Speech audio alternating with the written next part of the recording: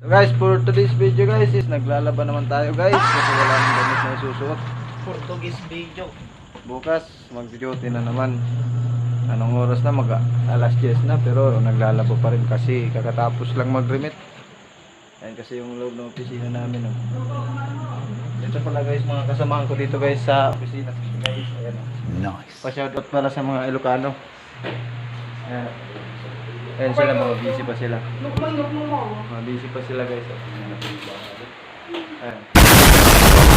Sir Jason, Brent Manager, tapos yung asawa niya si Ma'am Jessica. So ang iba sir is natulog na kasi nagtagay sila ng Red Horse. Sabi ko ayaw ko kasi hindi ako marunong tumagay.